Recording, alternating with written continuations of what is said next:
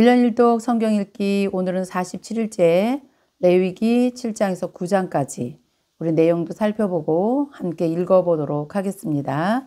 우리 어제 6장 마지막에서는 번제와 소제와 화목제 추가 설명에 대해서 우리가 쭉 읽고 마쳤죠. 자, 오늘 7장도 속건제와 화목제에 대해서 추가로 설명을 주시는 것을 우리가 읽으면 될 것 같아요. 자, 속건제, 속죄제와 다르죠. 속죄제는 하나님께 대해서 지은 죄를 사함받기 위해서 드리는 제사가 속죄제라면, 속건제는 하나님의 성물 또 다른 사람에 대해서 지은 죄를 사함받기 위해서 드리는 제사가 속건제다. 이렇게 우리가 알고 있으면 되겠어요. 사람이 죄를 가지고는 하나님을 만날 수 없기 때문에 그 죄를 해결하는 방법은 제사 제도밖에 없다는 거죠. 그래서 레위기 앞부분에 이렇게 중요한, 또 우리가 읽기는 너무 어려운 제사 제도에 대해서 기록을 해놨어요. 제사 제도는 이제 7장이 마지막일 것 같아요. 자, 오늘은 속건제 드리는 규례, 속건제에 대해서 우리가 어제 다 읽었지만 그때 다 기록되지 않은 것, 그것을 우리가 읽는다 이렇게 생각하시면 되겠습니다. 사실은 7장도 6장과 연결되는 거예요. 5대 제사 가운데 번제, 소제, 속죄제 있잖아요. 근데 오늘 속건제와 화목제에 대해서 추가로 설명해 놓는 것이 7장이기 때문에 6장과 연결되는 것이다. 자, 우리 7장 한번 보겠습니다. 7장 속건제의 규례는 이러하니라. 이는 지극히 거룩하니 번제물을 잡는 곳에서 속건제의 번제물을 잡을 것이고 제사장은 그 피를 제단 사방에 뿌릴 것이며 그 기름을 모두 들이대 곧 기름진 꼬리와 내장에 덮인 기름과 두 콩팥과 그 위에 기름 곧 허리 쪽에 있는 것과 간에 덮인 꺼풀을 콩팥과 함께 떼어내고 제사장은 그것을 단제단 위에서 불살라 여호와께 화제로 드릴 것이니 이는 속건제니라. 그래서 속건제도 그 내장에 있는 부분들만 하나님께 떼어서 화제로 드리는 것, 이것이 속건제다. 그러면 이제 나머지는 어떻게 되는 것인가? 6절이네요. 제사장인 남자는 모두 그것을 먹되 거룩한 곳에서 먹을지니 그것은 지극히 거룩하니라. 태우고 나머지 부분, 그것이 이제 제사장들이 먹을 것인데 어디서 먹는가? 거룩한 곳에서, 거룩한 곳, 구별된 곳에서 먹을지니라. 거룩한 곳에서 먹어야 되고 그것을 먹는 사람도 거룩해야 되겠죠. 구별된 사람이어야 되고 그 모든 것이 거룩이에요. 거룩. 하나님께서 계속 강조하시는 게 거룩이라는 것을 우리가 볼 수가 있겠죠. 자, 7절 보니까 속죄제와 속건제는 규례가 같다 그랬어요. 그 제물은 속죄하는 제사장에게로 돌아갈 것이다. 속죄제 제물의 고기는 제사장 남자가 먹을 것이다. 똑같은 말씀을 지금 두 번 또 계속해서 기록해 놓으셨죠. 제사장의 몫으로 계속해서 하나님이 말씀해 주시는 게 지금 특징이에요. 자, 8절 보니까 사람을 위해서 번제물을 드리는 제사장, 곧 그 제사장은 그 드린 번제물의 가죽을 자기가 가질 것이며 화덕에 구운 소제물과 냄비에나 철판에 만든 소제물은 모두 그 드린 제사장에게로 돌아갈 것이니 소제물은 기름 섞인 것이나 마른 것이나 모두 아론의 모든 자손이 균등하게 분배할 것이니라. 속건제를 드릴 때도 이 곡물을 갖고 와서 같이 화덕에 굽기도 하고 냄비에 또 철판에 만들어서 같이 제사를 드리되 제사를 드린 후에는 그 모든 것을 제사장에게로 돌려라 이렇게 말씀하셨어요. 자, 이런 것을 제가 보면서 죄인이 가져온 것들이 전부 다 제사장의 몫이 되는 것이잖아요. 그래서 어찌 보면 좀 그렇죠. 죄를 많이 짓고 많은 죄인들이 와야지 제사장의 먹거리가 풍부해질 것 같은 그런 느낌이 들지요. 좀 우스운 얘기지만요. 그런데 이렇게 생각해 보니까 은혜가 되더라고요. 예수님의 그 피 흘리심, 예수님께서 제물 되셔서 그 피 흘리시고 돌아가신 그 고난의 길을 예수께서 가셨기 때문에 지금 우리에게, 온 인류에게 그 죄에서 해방되고 예수 그리스도 안에서 우리가 누림을 받으면서 영의 양식을 먹으면서 풍성하게 살고 있지 않은가, 이런 생각이 오늘 또 문득 들었어요. 맞을 것 같아요. 자, 죄인들이 가져온 그 재물을 제사장의 몫으로 하나님께서 돌려주시듯 제물되어서 돌아가신 예수 그리스도 때문에 우리가 영의 양식을 먹으면서 오늘도 자녀가 된 것을 의미한다. 이렇게 은혜를 좀 나누고 싶으네요. 여러분도 그런 생각이 들지요? 11절 화목제물을 드리는 규례. 여호와께서 드릴 화목제물의 규례는 이러하니라. 만일 그것을 감사함으로 드리려면 기름 섞은 무교병과 기름 바른 무교 전병과 고운 가루에 기름 섞어 구운 과자를 그 감사 제물과 함께 드리고 또 유교병을 화목제의 감사 제물과 함께 그 예물로 드리되 그 전체 예물 중에서 하나씩 여호와께로 거제로 드리고 그것을 화목제에 피를 뿌린 제사장들에게 돌릴지니라. 같은 말씀이에요. 화목제물로 가져온 이 곡식으로 드려진 이 예물도 거제로 높이 올렸다가 내리는 이 거제로 드린 후에 그것을 제사장들에게 돌릴지니라. 자, 그러면서 화목제물로 드려진 제물 중에서 감사예물, 또 서원예물, 자원하는 예물 이런 것들이 있잖아요. 이런 예물들은 어떻게 먹어야 될 것인가, 그 먹는 것에 대해서 또 자세하게 기록을 해 두었네요. 15절 보니까 감사함으로 드리는 화목제물의 고기는 그날에 다 먹고 이튿날 아침까지 남겨두지 말아라. 그러나 그의 예물의 제물인 서원이나 자원하는 제물이면 그 드린 날에 먹고 그 남은 것은 이튿날에 먹어도 된다. 이렇게 말씀했고요. 17절 그 제물의 고기가 셋째 날까지 남았으면 불사르거나 만일 그 화목제 제물의 고기를 셋째 날이 조금이라도 먹으면 그 제사는 기쁘게 받아들여지지 않을 것이라. 드린 자에게도 예물답게 되지 못하고 도리어 가증한 것이 될 것이며 그것을 먹는 자는 그 죄를 짊어지리라. 굉장히 무서운 말씀하시죠. 아무리 성대한 제사를 드렸다 하더라도 하나님의 말씀에 어긋나고 순종의 제사가 되지 않으면 연락되지 않는다. 그 봉사와 헌신과 열심 이 모든 것들이 다 헛된 것이다. 이렇게 여기 18절에서 말씀하고 계세요. 우리가 이 시대에 이것도 적용할 수 있죠. 우리가 예배를 열심히 드린다 할지라도 그 예배가 하나님께서 원하시는 순종의 제사, 순종의 예배가 아니라면 그 예배는 연락되지 않고 그것은 하나님께서 받지 않으시는 예배다. 순종의 제사가 얼마나 귀한지 우리에게 말씀하고 계시죠.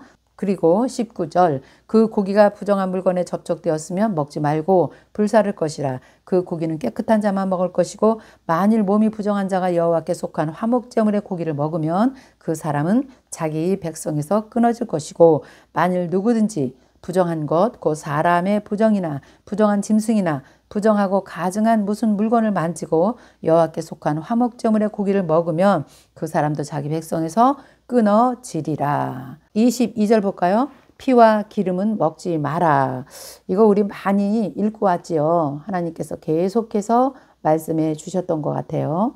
22절 여호와께서 모세에게 말씀하여 이르시되 이스라엘 자손에게 말하여 이르라. 너희는 소나 양이나 염소의 기름을 먹지 말 것이고 스스로 죽은 것의 기름이나 짐승에 찢긴 것의 기름은 다른 데는 쓰려니와 결탄코 먹지는 말지니라. 사람이 여호와께 화제로 드리는 제물의 기름을 먹으면 그 먹는 자는 자기 백성에서 끊어지리라. 너희가 사는 곳에서 새나 짐승의 피나 무슨 피든지 먹지 말라. 무슨 피든지 먹는 사람이 있으면 그 사람은 다 자기 백성에서 끊어지리라.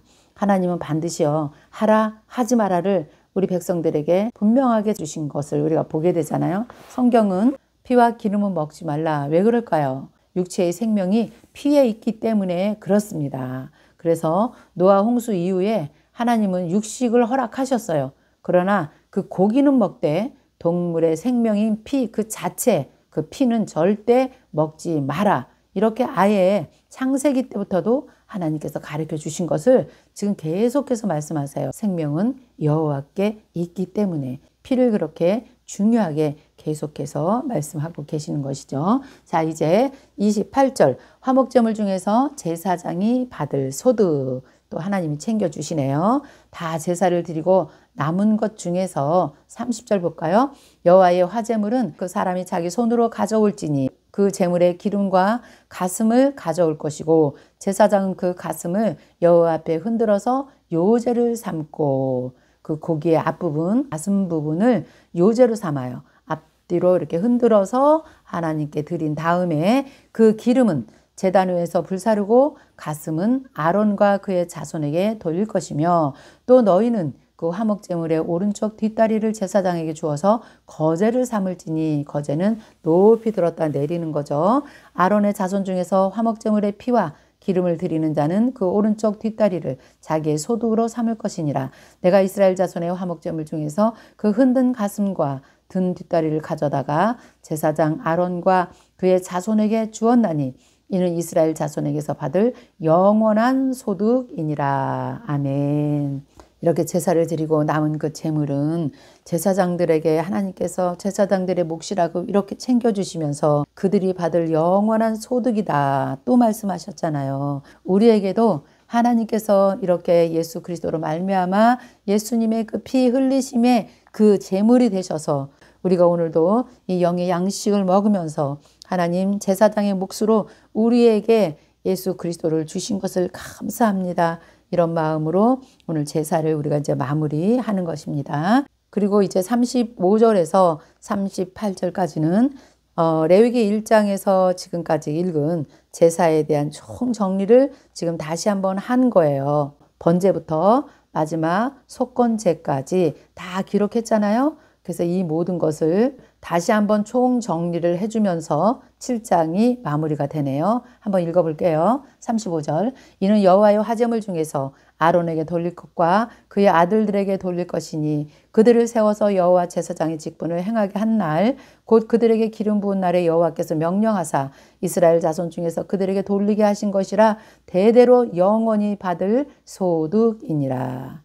또 두 번째 맺는 말, 이는 번제와 소제와 속제제와 속건제와 위임식과 화목제의 규례라. 지금까지 우리가 읽었던 모든 것이요. 38절, 여호와께서 시내 광야에서 이스라엘 자손에게 그 예물을 여호와께 드리라 명령하신 날에 어디에서요? 시내산에서 이같이 모세에게 명령하셨더라. 아멘. 그래서 레위기는 시내산에서 발생한 책 맞지요, 여러분?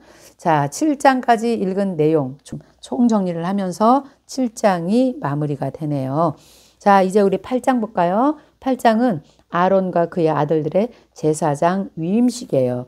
8장 1절, 여호와께서 모세에게 말씀하여 이르시되, 2절은요, 이제 제사장 위임식에 필요한 것들 준비물이라고 생각하시면 되겠어요. 의복과 관유와 속죄제의 수송아지와 순양 2마리, 순양 2마리는 왜 필요하냐면 속죄제와 번제를 드려야 되기 때문에 필요합니다.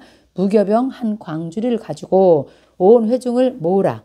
모세가 여호와께서 명령하신 대로 하매 회중이 회막 문 앞에 모인지라. 모세가 회중에게 이르되 여호와께서 행하라 명령하신 것이 이러하니라 하고 회중 앞에서 모세가 아론과 그의 아들들을 데려다가 첫 번째 물로 그들을 씻기고 두 번째 아론에게 속옷을 입히고 띠를 띄우고 겉옷을 입히고 에봇을 걸쳐 입히고 에봇의 장식에 띠를 띄워서 에봇을 몸에 메고 여러분 에봇 아시죠? 청색으로 된 거 조끼 같은 거 긴 거 그것을 말하고 있습니다. 그 다음에 흉패를 붙이고 흉패에는 우림과 둠빔을 넣어야 돼요. 이거는 아주 중요한 일에 결정하는 거라 그랬죠. 우림과 둠빔. 그의 머리에는 관을 씌우고 그 관 위에 전면에 금패를 붙이니 그 관 위에 전면에 여호와께 성결이라는 글씨를 쓰라 그랬죠. 그 거룩한 관을 쓰고 여호와께서 모세에게 명령하신 것과 같았더라.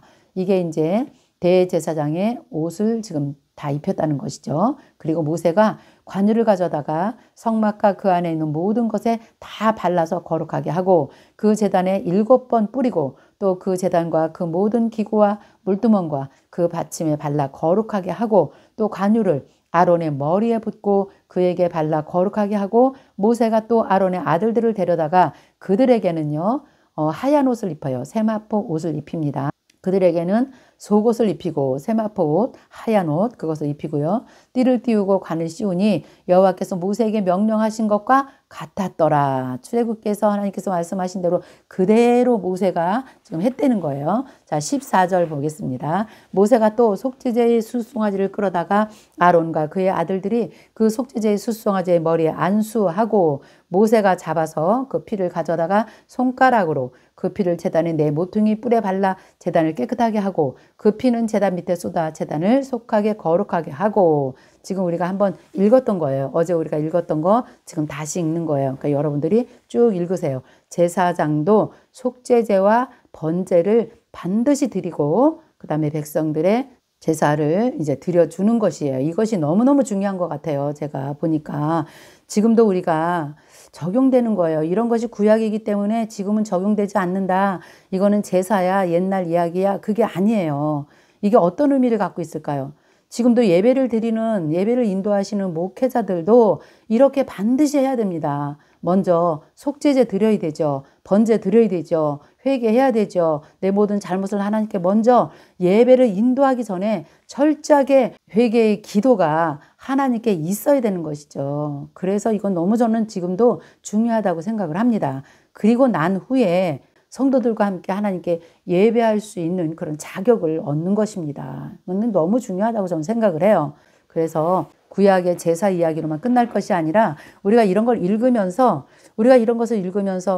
왜 하나님께서 이 시대에도 이 말씀을 우리에게 읽게 하는가? 그건 분명한 이유가 있다는 거죠. 그래서 제사장들도 속죄제와 번제를 이렇게 순양의 2마리를 준비해서 드렸다. 이것이 너무너무 중요해요. 자, 그래서 여러분은 쭉 읽으시면 돼요. 우리가 어제 읽었던 내용 그대로 지금 다시 현장에서 지금 하고 있는 일이기 때문에 그렇습니다. 자, 그 다음에 우리 22절 한번 볼까요?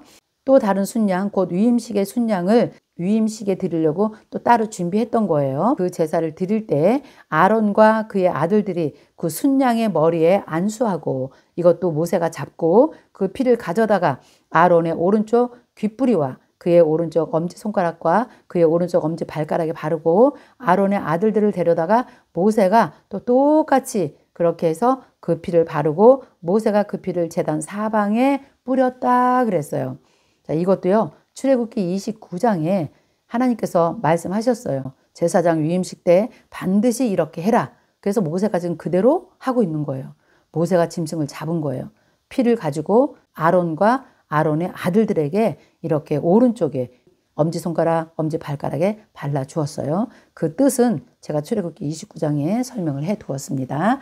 자, 25절 볼게요. 그가 또 그 기름과 기름진 꼬리와 내장이 덮인 모든 기름과 깐 꺼풀과 두 콩팥과 그 기름과 오른쪽 뒷다리를 떼어내고 여호와 앞 무교병 광주리에 무교병 1개와 기름 섞은 떡 1개와 전병 1개를 가져다가 그 기름 위에와 오른쪽 뒷다리에 놓아놓고 그 전부를 아론의 손과 그의 아들들의 손에 두어 여호와 앞에 흔들어서 요제를 삼게 하고 모세가 그것을 그들의 손에서 가져다가 제단 위에 있는 번제물 위에 드리니 이는 향기로운 냄새를 위해서 드리는 위임식 제사로 여호와께 드리는 화제니라. 그래서 이 위임식에 드리는 순양도 다 태우지 않아요.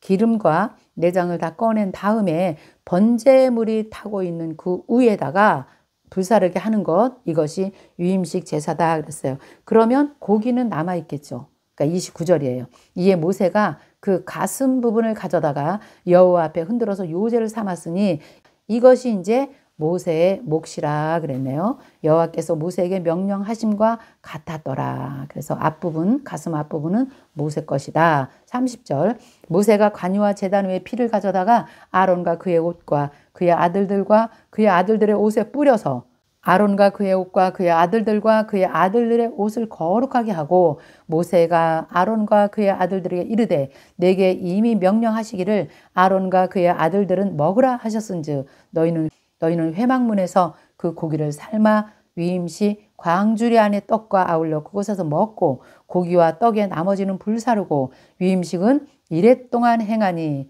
위임식이 끝나는 날까지 이래 동안은 회막문에서 나가지 말라. 그래서 이 위임식이 7일 동안 회막 안에서 이루어졌다는 것을 우리가 알 수가 있겠죠. 왜 하나님께서 나가지 못하게 하셨을까? 34절 볼게요. 오늘 행한 것은 여호와께서 너희를 위해서 속죄하게 하시려고 명령하신 것이니 너희는 7주야를 회막 문에서 머물면서 여호와께서 지키라고 하신 것을 지키라. 그리하면 사망을 면하리라. 내가 이같이 명령을 받았느니라. 아론과 그의 아들들이 여호와께서 모세를 통해서 명령하신 모든 일을 준행하니라. 아멘. 하나님께서 명령하신 거예요. 명령이에요. 이유 없다는 거죠. 하나님이 그냥 7일 동안은 너희가 위임식 동안에 밖을 나가지 말아라. 왜 나가지 말라 그랬을까요? 밖은 세상은 죄잖아요. 7일 동안 위임식을 하면서 왔다 갔다 하는 건 절대 하나님이 안 된다. 그래서 완전한 거룩성을 하나님께서 갖게 하려고 하나님의 제사장으로 살아내라고 7일 동안 이 회막 안에서 있게 하신 것이에요. 이건 명령이라 그랬어요. 하나님께서 하시는 건 명령은 우리는 무조건 지켜야 돼요. 명령을 지키면 그게 복이에요. 그런데 명령을 지키지 않으면 여기서 말했죠. 죽음이에요. 사망이에요. 선악과가 생각나죠. 선악과예요. 명령에 순종하면 사는 것이고 명령에 불순종은 죽음이에요. 그 아담의 불순종이 지금 온 인류가 이 당시에도 이 백성들이 하나님을 만날 길은 이 길밖에 없었던 것이잖아요. 그래서 하나님의 명령은 해도 되고 안 해도 된다. 절대 아닙니다. 명령은 반드시 지켜야 된다. 하지 말라? 그건 안 하면 되는 것입니다. 그래서 우리가 예수 믿는 사람들, 하나님의 백성들이 중간에 회색지대에 있다는 것은 이건 말이 안 돼요. 이거는 하나님께 대한 엄청난 불순종이에요. 그 불순종의 결과는 또 반드시 있어요. 그래서 우리는 회색지대에서 살면 절대 안 돼요. 명령에 순종하고 사는 저와 여러분이 되기를 바랍니다. 우리가 말씀을 읽으니까 이렇게 하나님께서 깨닫게 해주시는 거죠. 네, 그래서 말씀 읽는 것이 굉장히 여러분들에게 중요한 것입니다. 자, 이제 우리 9장 한번 읽어볼까요? 이제 9장은요, 위임식 7일 동안 끝나고 나서 8일째 되는 날에 정말 진짜 제사를 이제 드려보는 거예요. 아론이요. 이제 실습을 한다 이렇게 생각하시면 될 것 같아요. 그러니까 여러분들도 진짜 아론이 모세에게 배운 그대로 첫 번째 제사를 드리는구나 하고 이제 9장을 읽어보시면 또 재밌게 읽을 수 있어요. 자, 9장 1절 볼게요. 8째 날에 모세가 아론과 그의 아들들과 이스라엘 장로들을 다 부릅니다. 그리고 아론에게 이르되 이제 속죄제를 위해서 흠없는 송아지를 가져오고 번제를 위해서 흠없는 순양을 여호와 앞에 가지고 와라 이렇게 명령하지요. 우리가 8장에서 읽은 거예요. 자, 그리고 3절 이스라엘 자손에게 말하여 이르기를 너희는 속죄제를 위해서 염소를 가져오고 또 번제를 위해서 1년 되고 흠없는 송아지와 어린 양을 가져와라. 또 화목제를 위해서 여호와 앞에 드릴 숫소와 순양을 가져오고 또 기름 섞인 소제물을 가져오라. 소제물 반드시 함께 제사를 드려야 되지요. 우리 읽었습니다. 자, 이렇게 모든 것을 준비하게 하시고 모세가 중요한 말씀을 지금 선포하네요. 오늘 여호와께서 너희에게 나타나실 것이다. 지금까지 했던 건 전부 다 이론이었다면 이제 오늘 실제로 제사를 드린 이날에 성막 안에 어떠한 일이 벌어지는가 너희가 보게 될 것이다. 하나님이 나타나실 것을 지금 여기서 모세가 강력하게 말씀하고 있습니다. 하나님이 나타나시는 것은 어떤 징표로 나타나게 되죠. 하나님의 영광과 권능을 드러내시기 위해서 우리가 지금까지 보고 왔죠. 하나님은 어떤 구름이나 불꽃이나 연기나 이런 것으로 백성들 앞에 나타나셨잖아요. 오늘 나타나신다는 거예요. 자, 5절 볼게요. 그들이 모세가 명령한 모든 것을 회막 앞으로 가져오고 온 회중이 여호와 앞에 선지라. 모세가 이르되 이는 여호와께서 너희에게 하라고 명령하신 것이니 여호와의 영광이 너희에게 나타나리라.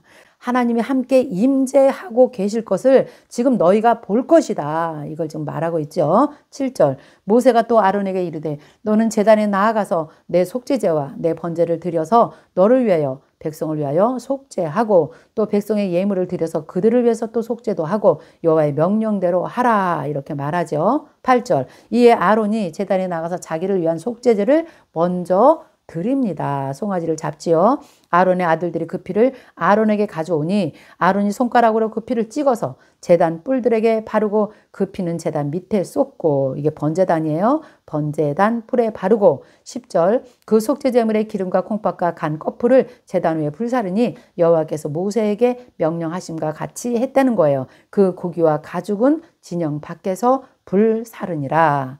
번제단에서 불사른 게 아니죠. 속죄제는 진영 밖에서 불사른다. 우리가 읽고 왔어요. 12절 아론이 또 번제물을 잡아라. 이제 번제를 드리네요. 아론의 아들들이 그 피를 그에게 가져오니 그가 피를 또 제단 사방에 뿌리고 그들이 또 번제의 제물 곧 그의 각과 머리를 그에게 가져오게 하매 그가 제단 위에서 그거는 이제 불사릅니다. 왜요? 번제물이기 때문에. 번제물은 완전히 고기 자체를 다 태워서 하나님께 드리는 거예요. 그리고 또 내장과 정강이는 씻어서 단 위에 있는 번제물 위에 불사르니라. 15절 그가 또 백성의 예물을 드리되 곧 백성을 위해서는 속죄제 염소를 가져다가 전과 같이 죄를 위해서 드리고 또 번제물을 드리되 규례대로 드리고. 이제는 먼저 제사장들이 그렇게 했죠. 그 다음에 이제 백성들의 제사를 드려주는 거예요. 17절 보니까 그 소제를 드리되 곡식으로 가져온 것들이요. 그의 손에 한 움큼을 채워서 아침 번제물에 더해서 제단 위에 불 사르고. 소제는 자기 혼자 드릴 수 있는 게 아니에요. 곡식이니까 반드시 다른 제사가 드려질 때 그 위에 드리는 것, 그 위에서 태우는 것을 소제라고 해요. 그런데 여기 보니까 아침 번제물, 아침 저녁으로 항상 번제단에는 이 번제물이 타고 있는 거예요. 그 아침에 타는 번제물에 거기다가 이제 태우라는 겁니다. 18절 또 백성들을 위해서는 화목제물의 수소와 순양을 잡고 아론의 아들들이 그 피를 그에게 가져오니 그가 제단 사방에 뿌리고 그들이 또 수소와 순양의 기름과 기름진 꼬리와 내장이 덮인 것과 콩팥과 깐 껍풀을 아론에게로 가져다가 그 기름을 가슴들 위에 놓음에 아론이 그 기름을 제단 위에서 불사르고 가슴과 오른쪽 뒷다리를 그가 여호와 앞에 요제로 흔드니 앞뒤로 흔들어서 모세가 명령한 것 같이 하더라. 22절이요. 아론이 백성을 향해서 손을 들어서 축복함으로 속죄제와 번제와 화목제를 마치고 내려오니라. 첫 번째 제사를 아론이 실제 지금 한번 드려본 것입니다. 이제 모세가 드렸다는 말이 없지요. 모세는 이제 제사 드리는 일을 8장에서 했어요. 자, 9장은 이제 아론이 지금 한 거예요. 그랬더니 23절 모세와 아론이 회막에 들어갔다가 나와서 백성에게 축복하며 여호와의 영광이 온 백성에게 나타났는데요. 어떻게 나타났냐면 여호와의 영광이 불로 나타났어요. 불로 제단 위에 번제물과 기름을 사른지라 온 백성이 이를 보고 소리 지르며 엎드려졌더라. 이렇게 기록되어 있습니다. 하나님의 영광이 불로써 번제단에 임한 것을 우리가 성경에서 지금 처음으로 지금 본 거예요. 그래서 이 불이 하나님이 번제단에 직접 붙여주신 불, 이 불만 가지고 너희는 번제단의 불이 꺼지지 아니하도록 제사장들은 이 불 관리를 잘하라. 이 사명을 이제 주게 됩니다. 놀랍죠, 여러분? 하나님의 불이 직접 번제단에 와서 그 제물을 태웠다는 사실이 얼마나 놀라운 일입니까? 성경이 이런 책이잖아요. 성경이 이런 것을 기록해 놓은 것이잖아요. 우리 하나님은 대단하신 하나님이십니다. 우리 하나님, 그 하나님이 우리의 아버지이십니다. 그래서 오늘도 우리가 이런 하나님의 자녀로서 말씀 앞에서 말씀대로 순종하며 승리하는 저와 여러분이 되시기를 간절히 원합니다. 이제 내일은요, 10장을 볼 거예요. 하나님께서 직접 내려준 이 불만 사용하라고 하나님께서 그렇게 가르쳐 주셨잖아요. 그런데 이제 나답과 아비후가 번제단에 다른 불을 붙이려다가 그 자리에서 죽고 맙니다. 하나님의 명령은 순종이에요.